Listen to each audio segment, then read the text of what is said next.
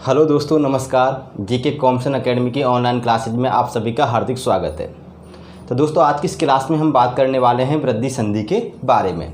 जैसा कि दोस्तों आप सभी को पहले से जानकारी है कि हम अपने चैनल पर हिंदी की नियमित क्लासेज चला रहे हैं और उन हिंदी की क्लास में दोस्तों जो हमारा टॉपिक चल रहा है वो संधि का चल रहा है।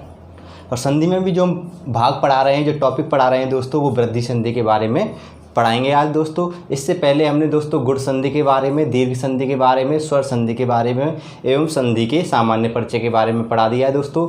इससे अगर पिछली क्लासेज में और बात करें दोस्तों तो हमने वर्ड विचार और हिंदी भाषा, हिंदी राजभाषा से संबंधित क्लासेज ले ली हैं। यानी दोस्तों अब तक हमारी लगभग 23 क्लासेज हिंदी की हो चुकी हैं। आप सभी क्लासेज को अगर देखना चाहते हैं दोस्तों तो हमारे चैनल की प्लेलिस्ट में हिंदी व्याकरण की प्लेलिस्ट बनी हुई है और उस प्लेलिस्ट में जाकर सभी क्लासेज को आप देख सकते हैं। सभी वीडियो के थंबनेल पे दोस्तों उनकी नंबरिंग डली हुई है। सभी में नंबर 1, 2, 3 करके उनकी नंबरिंग डली हुई है। आप क्रम से नंबर वाइज सारी क्लासेज आप देख सकते हैं। तो दोस्तों चलते हैं अपने टॉपिक की तरफ चलने से पहले फ्रेंड्स हमारे वीडियो को ज़्यादा से ज़्यादा लाइक कर दें और ज़्यादा से ज़्यादा शेयर कर दें। और दोस्तों मेरा आपसे बस यही कहना है दोस्तों कि आप वीडियो को ज़्यादा से ज़्यादा अपने दोस्तों में शेयर किया करें दोस्तों, जिससे हमारी क्लासेज के बारे में और लोगों को जानकारी हो और सभी लोगों को इसका फ़ायदा पहुँचे। क्योंकि हम मेहनत कर रहे हैं दोस्तों यहाँ पर आपके लिए पढ़ाने के लिए, तो इसका फ़ायदा सभी लोगों को पहुँचना चाहिए दोस्तों। तो दोस्तों चलते हैं अपने टॉपिक की ओर, वृद्धि संधि। दोस्तों वृद्धि संधि की तरफ चलने से पहले मैं आपको वृद्धि संधि के बारे में बताता हूँ। वृद्धि संधि की विशेषता क्या होती है दोस्तों। अगर इसकी विशेषता की बात करी जाए दोस्तों तो इस संधि में क्या होता है दोस्तों, आया आ का मेल किससे होता है दोस्तों, संयुक्त स्वरों से होता है। किससे होता है दोस्तों, संयुक्त स्वरों से होता है।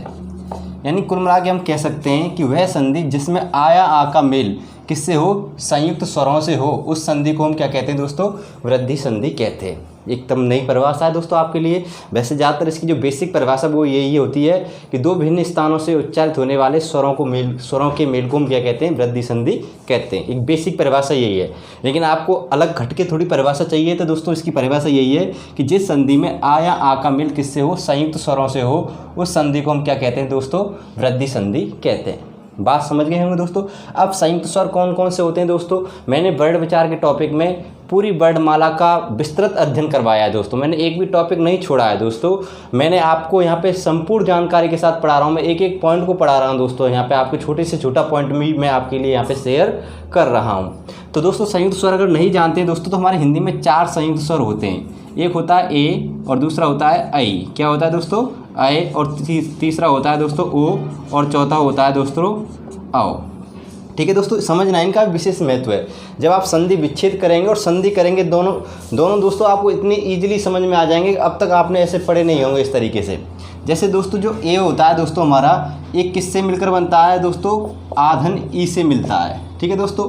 अब बात करें हम आई की दोस्तों, तो ये किससे मिलकर बनता है, आधन ए से मिलकर बनता है। अब बात करें दोस्तों ओ की, ये आ और ऊ से मिलकर बनता है। बात करें दोस्तों आओ की, तो ये आधन ओ से मिलकर बनता है। संयुक्त स्वर हैं ये दोनों। और संयुक्त स्वर क्यों कहते हैं कि ऐसे स्वर जिनका निर्माण 2 स्वरों के योग से होता है उनको हम क्या कहते हैं, संयुक्त स्वर कहते हैं। यानी ऐसे स्वर जिनका निर्माण 2 स्वरों के योग से हो, यानी किनके 2 स्वरों के योग से हो, उनको हम क्या कहते हैं दोस्तों, संयुक्त स्वर कहते हैं। और हमारी हिंदी में 4 संयुक्त स्वर हैं, ए आई ओ आओ। ठीक है दोस्तों। तो इन चारों से मेल किसका होगा, आया आ का होगा। यानी हम कह सकते हैं कि प्रथम पद का जो अंतिम पद होगा, यानी प्रथम पद का जो अंतिम पद होगा वो अंतिम पद क्या होगा दोस्तों, या तो आ होगा या बड़ा आ होगा। ठीक है दोस्तों। अगर हम बात करें अंतिम पद के प्रथम पद की, तो अंतिम पद का जो प्रथम पद होगा इन चारों में से कोई सा भी हो सकता है। ठीक है दोस्तों, बात क्लियर हो गई आपको। अब स्टेप कैसे बनती है दोस्तों, जब आया आ का मेल किससे हो दोस्तों, ए या ऐ से हो दोस्तों, तो हमेशा क्या आएगा, आपको ऐ करना है। ठीक है। हमेशा किसका एकादेश होगा, ऐ का एकादेश होगा। एकादेश का तात्पर्य क्या होता है कि 2 स्वरों के योग से एक स्वर का निर्माण होना ही क्या कहलाता है दोस्तों, एकादेश कहलाता है। क्या कहलाता है, एकादेश कहलाता है। तो याद रखना दोस्तों, जब आया ए का मेल होगा, अब इन दोनों की दोस्तों 4 स्टेप बनती हैं। क्या बनती हैं, 4 स्टेप बनती हैं। मैं चारों स्टेप के बारे में पहले भी बताऊंगा दोस्तों। उसके बाद में दूसरी और हम देख लेते हैं। अगर आया आ का मेल किससे हो दोस्तों, ओ या औ से हो दोस्तों, तो किसका एकादेश होगा दोस्तों? औ का एकादेश होगा। एकादेश का मतलब क्या होता है दोस्तों? कि दो स्वरों के मेल से एक स्वर का निर्माण होना ही क्या कहलाता है? एकादेश कहलाता है। अब दो स्वरों का योग कैसे होगा दोस्तों? हम कह सकते हैं दोस्तों कि ये दोनों 4-4 इकाइयों का निर्माण करेंगे, 4-4 योग जोड़ों का निर्माण करेंगे दोस्तों। अगर आ का मेल किससे हो? ए से। अगर दीर्घ आ का मेल किससे हो? ए से हो। अगर आ का मेल किससे हो? दीर्घ ऐ से हो। अगर बड़े आ का मेल किससे हो? ऐ से हो। तो इस चारों स्थितियों में हमेशा किसका एकादेश होगा? ऐ का एकादेश होगा। यानी इन दोनों दो स्वरों के योग से एक स्वर का निर्माण हो रहा है, एक स्वर का एकादेश हो रहा है। इसको हम बोलेंगे ऐ का एकादेश। सपोज दैट यहाँ पे दूसरी कंडीशन में अगर हम बात करें, आ का योग किससे हो? ओ से। और दीर्घ आ का योग किससे हो? ओ से हो। या आ का योग किससे हो दोस्तों? औ से हो। या दीर्घ आ का योग किससे हो? औ से हो। तो ऐसी कंडीशंस में दोस्तों हमेशा किसका एकादेश होगा? औ का एकादेश होगा। बात समझ गए होंगे दोस्तों। तो ये कंडीशन है। और दूसरी कंडीशन से याद रखना, अगर हम संधि किए हुए पद को, यानी कोई भी शब्द है, अगर हम उसका संधि विच्छेद कर रहे हैं और संधि विच्छेद करते समय हमें जब उसके खंड कर रहे हो, टुकड़े कर रहे हो, और टुकड़े करते समय हमें बड़ी ऐ की और औ की क्या मिले दोस्तों? वर्तनी मिले। इन दोनों की क्या मिले दोस्तों? हमें वर्तनी मिले। तो हमेशा आपको याद रखना दोस्तों, वर्तनी मैंने आपको कल समझा दी दोस्तों। दीर्घ संधि मैंने वर्तनी और मात्रा के बारे में विस्तृत रूप से समझा दिया था। अगर किसकी वर्तनी मिले? ऐ की या औ की वर्तनी मिले तो वहाँ पे हमेशा आपको क्या करना है दोस्तों? वृद्धि संधि करना है। बात यहाँ तक समझ गए होंगे। ये सारे पॉइंट्स आपको समझ में आने चाहिए। अगर आ या आ का योग किससे हो? ए या ऐ से हो तो ऐ का एकादेश होगा। या आ या आ का योग किससे हो? ओ या औ से हो तो औ का एकादेश होगा। ठीक है। यानी कुल मिला के बात कह सकते हैं कि इनसे ये 4-4 इकाइयाँ बनती हैं। अगर ये 4 इकाइयाँ बनती हैं तो ऐ का एकादेश करना है, और ये 4 इकाइयाँ बनती हैं तो औ का एकादेश करना है। अगर खंड करते समय आपको ऐ की और औ की अगर वर्तनी दिखती है दोस्तों, तो आपको क्या करना है? उसमें वृद्धि संधि करना। हमेशा वहाँ वृद्धि संधि होगी। अब ये चारों हमारे संयुक्त स्वर हैं। इनको संयुक्त स्वर कैसे बन रहे हैं? इनके योग से बन रहे हैं। इनका विशेष रूप से ध्यान रखना है। और वृद्धि संधि में क्या होता है? आ या आ का योग किससे होता है? संयुक्त स्वरों से होता है। इसलिए इसको क्या कहते हैं? वृद्धि संधि कहते हैं। स्क्रीनशॉट ले लें दोस्तों। अब इसके बाद में मैं आपको एग्जाम्पल समझाने वाला हूँ।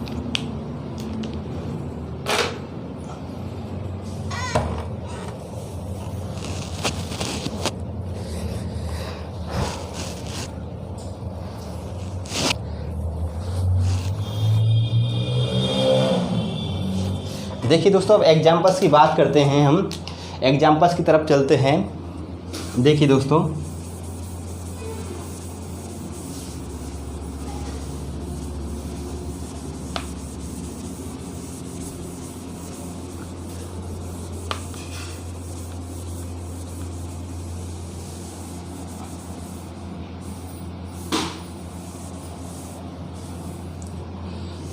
सबसे पहले मैं एग्जाम्पल्स लिख देता हूँ यहाँ पे। सबसे पहला एग्जाम्पल है हमारा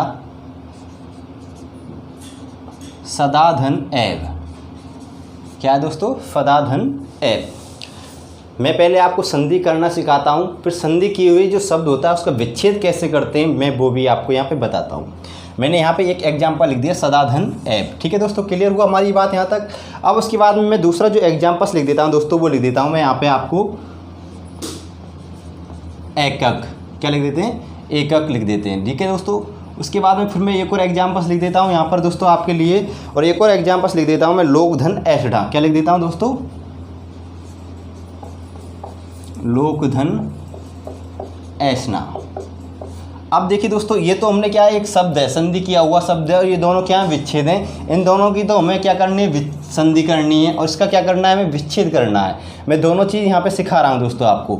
मैंने आपको हमेशा बताया जब संधि हम करते हैं दोस्तों, तो संधि किससे करते हैं? कि जो हमारा योग चिन्ह होता है, इस प्लस वाले चिन्ह को योग चिन्ह कहते हैं। इस योग चिन्ह से पहले वाले वर्ड को लेना है, अक्षर को लेना है, उस योग चिन्ह के बाद वाले अक्षर को लेना है। बाकी के में कोई भी बदलाव हमें नहीं करना है। यानी कुल मिला के हम कह सकते हैं कि हमारा जो ये दा है दोस्तों, एक तो इसको लेना है हमें, प्लस से पहले एक यही है, और प्लस के बाद में यानी इस योग चिन्ह के बाद बाद में क्या ए है, और बाकी की जो वा और सा हैं ये अपनी जगह पे यों की तो ही रहेंगे दोस्तों, इनमें कोई भी बदलाव हमें नहीं करना है। राइट दोस्तों। अब देखिए दोस्तों, हमने यहाँ पे ले लिया सदा, क्या ले लिया दा, और हमने यहाँ पे ले लिया ए, ले लिया दोस्तों, क्लियर हो गया। अब इसे दा में क्या है दोस्तों, व्यंजन हमेशा स्वर के साथ बोले जाते हैं। राइट।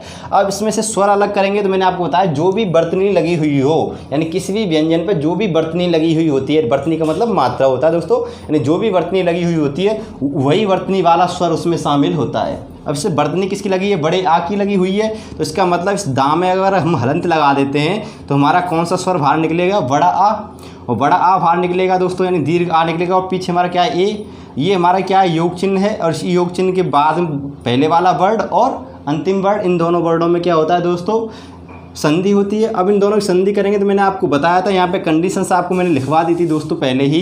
कंडीशंस हमारी क्या थी दोस्तों, अगर आ या आ के बाद में ए या आई आए तो क्या होगा, हमेशा बड़े आई का एक आदेश होगा। अब इन दोनों की जगह पे एक आदेश का मतलब इन दोनों की जगह पे एक स्वर बन जाएगा, क्या बन जाएगा,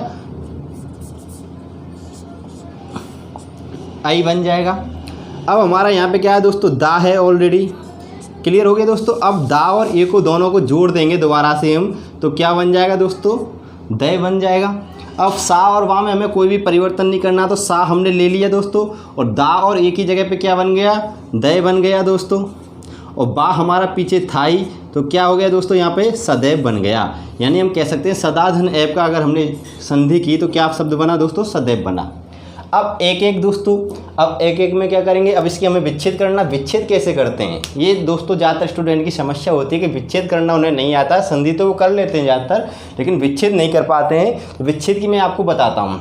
मैंने आपको भी समझाया था कि अगर आपको वर्तनी ये मिल जाए, वर्तनी आपको या तो औ की मिल जाए या एक ही मिल जाए दोस्तों वर्तनी, तो आपको क्या करना है, उसमें वृद्धि संधि करनी है, यानी उसमें हमेशा वृद्धि संधि होती है। अब विच्छेद कैसे करते हैं कि जिस भी वर्ड पर इनमें से कोई सी वर्तनी लगी हुई हो उस वर्ड को आप गोला कर लो, कर लिया दोस्तों, और बाकी के वर्णों को क्या कीजिए दोस्तों, आप आगे पीछे लिख लीजिए। हमने ये लिख लिया, ये लिख लिया, ठीक है, क्लियर हो दोस्तों। ये लिख लिया और ये लिख लिया, दोनों अलग अलग लिख लिए दोस्तों, और बीच में हमने क्या लगा दिया, एक योग चिन्ह लगा दिया। अब इस के को निकालो बाहर, इस के को बाहर निकालो, हमने निकाले कै बाहर निकाल लिया दोस्तों। अब इस कै का हम क्या करेंगे दोस्तों, वर्ण वियोजन करेंगे, और जब वर्ण वियोजन करेंगे दोस्तों, हमने का में से किसकी वर्तनी लगी हुई है, आई की वर्तनी लगी हुई है, तो आई बाहर कर लिया। अब भी और भी तोड़ना है दोस्तों।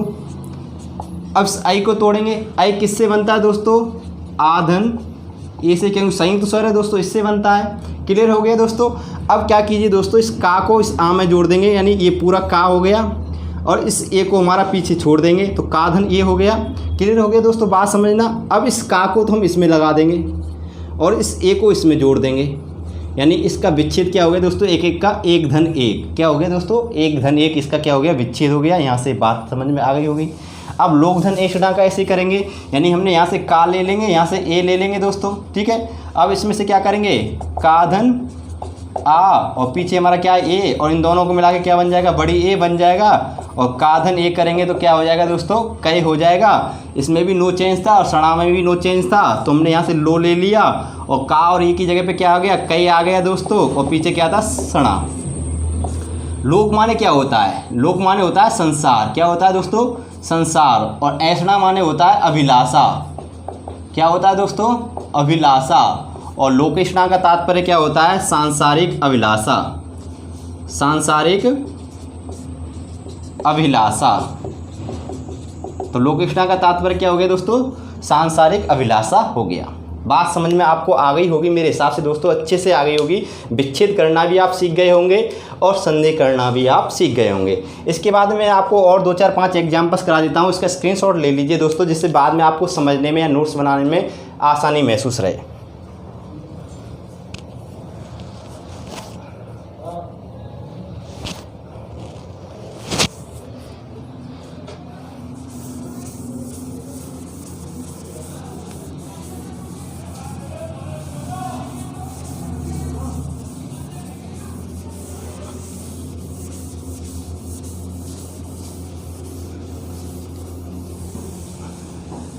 अब देखिए मैं आप पे दोस्तों आपको कई सारे एग्जाम्पल्स लिख देता हूँ।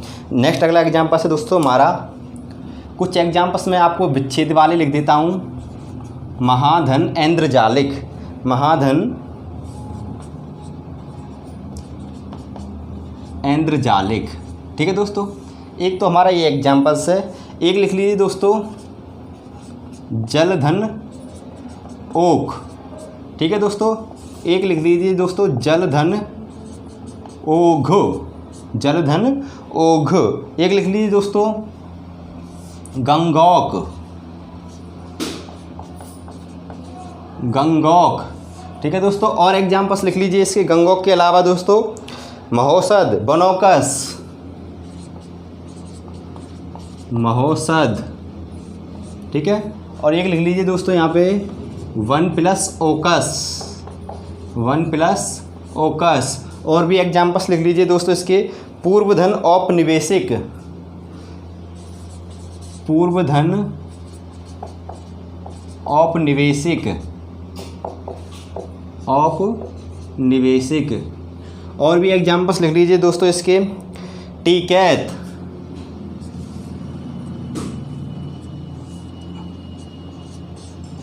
ये पूछा गया था, इस जितनी भी एग्जाम्पल्स दोस्तों मैं लिख रहा हूँ यहाँ पे सभी पूछे गए एग्जाम्पल्स लिख रहा हूँ दोस्तों यहाँ पर।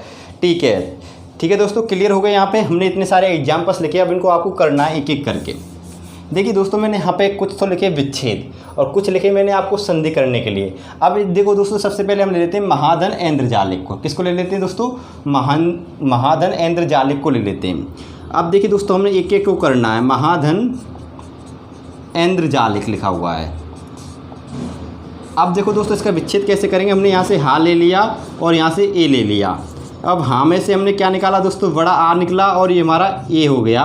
और इन दोनों के योग से किसका निर्माण हुआ? वही आई का निर्माण हुआ। और इस हा में इस आई को जोड़ देंगे दोस्तों तो क्या हो जाएगा? है हो जाएगा। माँ है हमारा और पीछे ऐंद्रजालिक है। ठीक है दोस्तों, तो हमने माँ ले लिया और यहाँ पे क्या आ गया दोस्तों? है आ गया और पीछे हमारा क्या है? ऐंद्रजालिक। तो ये क्या बन गया दोस्तों? महेंद्रजालिक। महेंद्रजालिक का तात्पर्य अगर आपसे कोई पूछे कि महेंद्रजालिक का मतलब क्या होता है, तो महान जादूगर होता है। क्या होता है दोस्तों?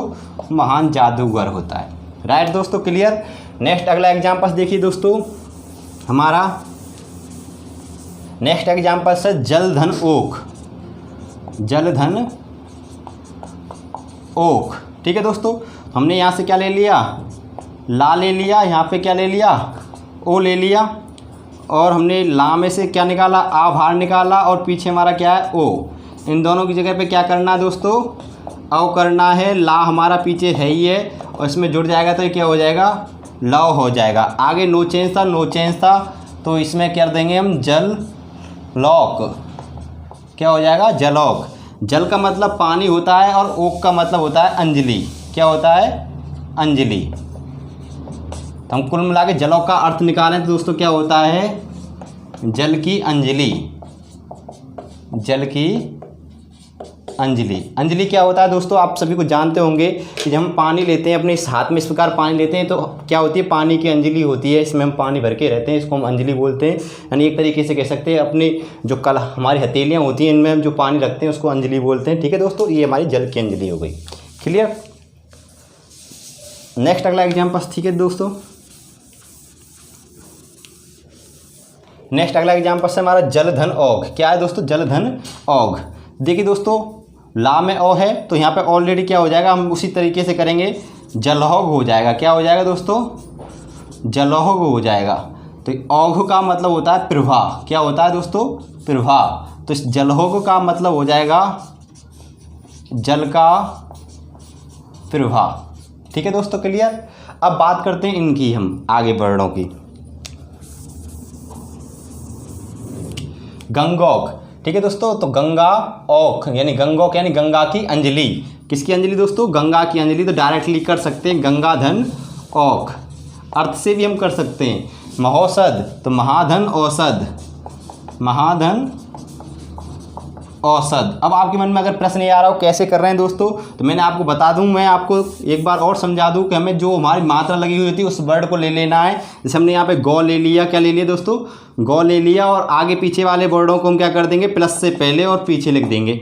अब इस गौ को अगर तोड़ते हैं दोस्तों तो क्या निकलता है हमारा? गौधन औहार निकलता है।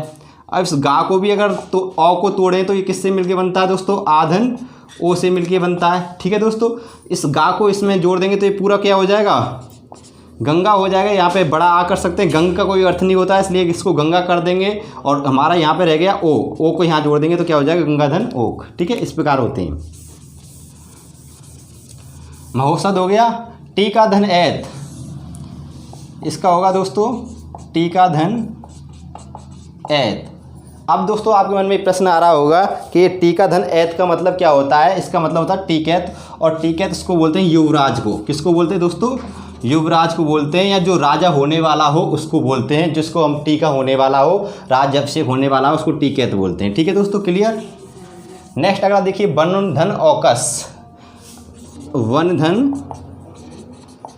ओकस। ठीक है, ओकस का मतलब होता है निवासी। क्या होता है दोस्तों, निवासी। अब वन का निवासी, इसका तात्पर्य क्या हो गया, वन का निवासी। अब इसमें से आधन ओ को जोड़ेंगे तो क्या हो जाएगा दोस्तों, वनौकस हो जाएगा। क्या हो जाएगा, वनौकस हो जाएगा। और वनौकस का मतलब होता है दोस्तों वनवासी। क्या होता है, वनवासी। क्लियर दोस्तों यहाँ तक। नेक्स्ट अगला रह गया हमारा पूर्वधन औपनिवेशिक। तो हमने यहाँ से क्या ले लेंगे दोस्तों, वाह बाहर निकालेंगे, बा ले लिया, पीछे हमारा औ है ही है। ठीक है दोस्तों, तो बा में से हमने बा पूरा है, बा में से हमने आ निकाला, यहाँ पीछे हमारा औ है, इन दोनों को जोड़ देंगे तो क्या हो जाएगा, हमारा औ हो जाएगा। बा हमारा आगे है ही है तो क्या हो जाएगा दोस्तों, बव हो जाएगा। अब हमारा यहाँ पे क्या है दोस्तों, पूर्वो हो गया, और हमारा पहले से ऑलरेडी आधा रा था तो वो यहाँ जुड़ जाएगा दोस्तों, ये जुड़ गया, पूर्वो हो गया। फिर हमारा औपनिवेशिक आ जाएगा, यहाँ पे क्या आ जाएगा, तो ये हमारा पूर्वोपनिवेशिक हो गया। ठीक है दोस्तों, क्लियर हो गया यहाँ तक। ये सारे एग्जाम्पल्स हमारे किसके थे, वृद्धि संधि के। इस प्रकार दोस्तों हमारी वृद्धि संधि यहाँ पे क्या होती है, समाप्त होती है। मैंने यहाँ पे आपको बहुत सारे एग्जाम्पल्स भी करा दिए और वृद्धि संधि के बारे में मैंने अच्छे से आपको समझा भी दिया। ठीक है दोस्तों, बात क्लियर हो गई यहाँ पे।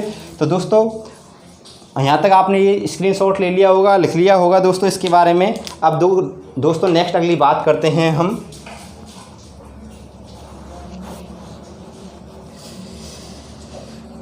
तो दोस्तों आज की क्लास में बस इतना ही। गर्मी का मौसम है और दोस्तों अभी लॉकडाउन भी चल रहा है, तो आप धीरे धीरे अच्छे से सारे पॉइंटों को क्लियर कीजिए दोस्तों, और डेली अपनी पढ़ाई के लिए समय अवश्य निकालें दोस्तों।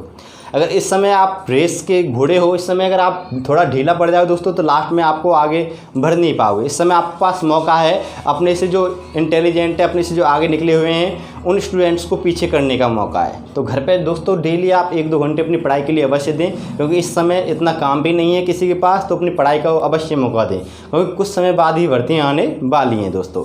तो दोस्तों आज की क्लास में बस इतना ही, मिलते हैं आपसे नेक्स्ट अगली क्लास में, तब तक के लिए अलविदा। और जाते जाते दोस्तों वीडियो को लाइक अवश्य करना है, शेयर अवश्य करना है।